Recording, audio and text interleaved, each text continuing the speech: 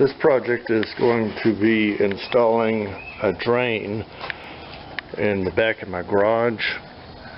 The water leaks and comes down this sidewalk here and runs right straight through my garage. I've got a bobcat that I drive back and forth through here. That's why I have two doors. But I'm going to install this grate here, right across the floor here.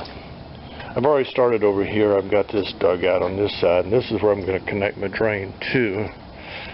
I did have a 4-inch PVC line here that I had my gutters hooked to, but I haven't used that in quite some time because I've been using my water saver here to water my garden with, and it's been hooked up to that. This gray line is a conduit. It goes to my shop.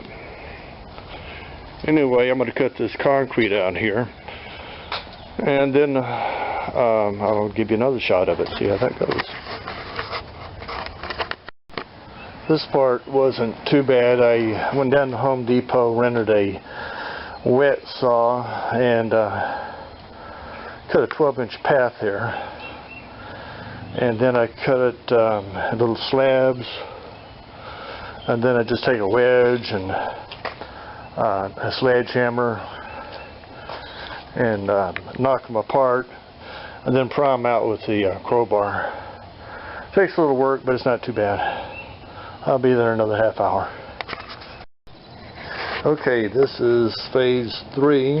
All of the concrete's out and it's dug down to 12 inches, and I've got my pipe hooked up to my drain. Next phase we'll be putting the concrete to the bottom of that pipe there, and we'll get ready for the next phase tomorrow. Okay, we're back at it again, and it looks like it rained all night. That's not good, but the good part is it looks like this drained real good. No water standing in it. Went down into the pipe, and where it missed, kind of puddled up down here. And that looks bad, but I'll dip it out, and that's going to be a vent right there, a 2-inch vent when I get through with it. And this corner here is where my 350-gallon tank is going to sit to water my garden. I added a little bit more rebar so the top part won't break apart. Tied it to the verticals. So I'm just about ready to start pouring concrete. Now this device here is my framework, and I nailed two 2x4s together, and it's 10 foot long, and it fits right into the shape of the trough, and so I'll pour concrete on either side of it, and up to the top edge right here, and then when I get to the top edge I'll add a 1x4, which will be the width of my grate, and then concrete smooth to the edge of the 1x4. Anyway, we're ready to go here, so let's see what happens.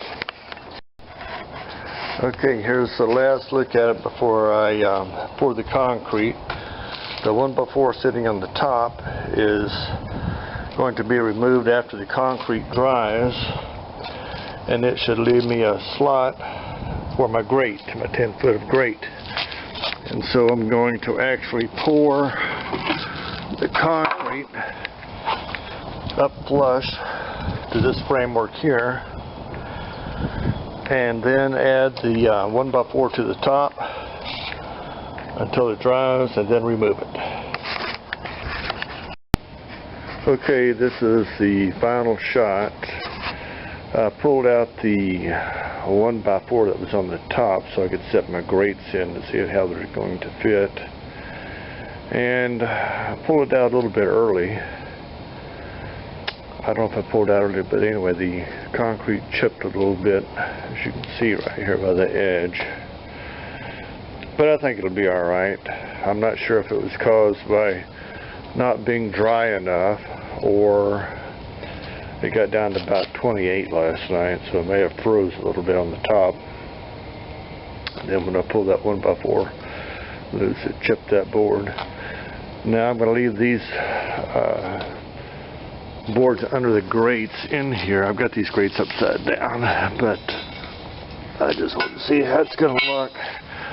This board's got to come out here, and I'm afraid to pull it out right now. I've got it in 2 sections, so it won't be so hard to get out, but I'm going to let it dry another day. I might try to repair that edge a little bit, but this shoulder here, it's about 1 inch wide on each side, should be sufficient for the grate to hold the bobcat.